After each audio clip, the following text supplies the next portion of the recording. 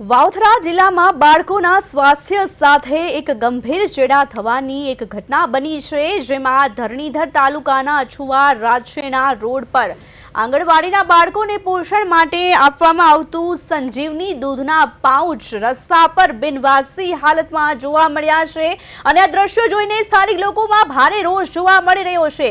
જે દૂધ નાના બાળકો માટે છે, નાના બાળકોના વિકાસ અને સ્વાસ્થ્ય માટે ફાળવવામાં આવે છે, એ દૂધ રસ્તા પર ફેંકાયેલું જોઈને અનેક પ્રશ્નો ઊભા થાય છે। શું આ દૂધ કોઈ જાણી જોઈને ફેંકી દેવામાં આવ્યું છે?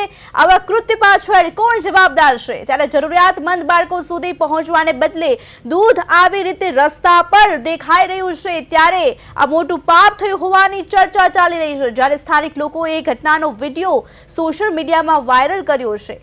વાવથરાના ધરણીધરમાં તંત્રની ગંભીર બેદરકારી સામે આવી છે। બાળકોને આપવામાં આવતા દૂધના પાઉચ રસ્તા પર મળી આવ્યાનો વિડીયો સામે આવ્યો છે। સંજીવની દૂધના પાઉચ બિનવારસી હાલતમાં મળી આવ્યા છે, તે રસ્તા પર ફેંકી દેવાયેલી હાલતમાં દૂધના પાઉચ મળી આવતા અનેક સવાલ ઊભા થાય છે। શું કોઈ બેદરકારી છે? શું બાળકોના સ્વાસ્થ્ય સાથે ગંભીર ચેડા કરવામાં આવી રહ્યા છે? કોણે ફેંક્યું છે? તેને લઈને અનેક સવાલો ઊભા થયા છે। ઘટનાને લઈને સ્થાનિકોમાં ભારે રોષ જોવા મળ્યો છે। વધુ માહિતી માટે વાવથરાથી અમારા સંવાદદાતા ભીખાભાઈ પરમાર ફોનલાઈનથી જોડાઈ ગયા છે। ભીખાભાઈ, રસ્તા પર દૂધના પાઉચ ફેંક્યા હોય તેવો વિડીયો સામે આવ્યો છે, શું માહિતી છે વધુ?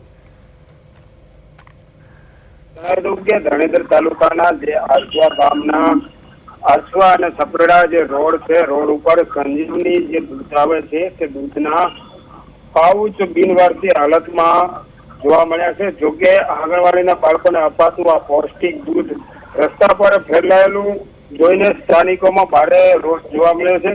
જોકે સ્થાનિકે આનો વિડીયો બનાવીને સોશિયલ મીડિયામાં અત્યારે તો વાયરલ કરવામાં આવ્યો છે। જી ભીખાભાઈ, જે રીતે વિડીયો વાયરલ થયો છે, ત્યારે આંગણવાડીના બાળકોને દૂધ મળવું જોઈએ તે હાલ રસ્તામાં મળી રહ્યું છે, ત્યારબાદ સ્થાનિકોનો રોષ પણ ભભૂકી ઉઠ્યો છે।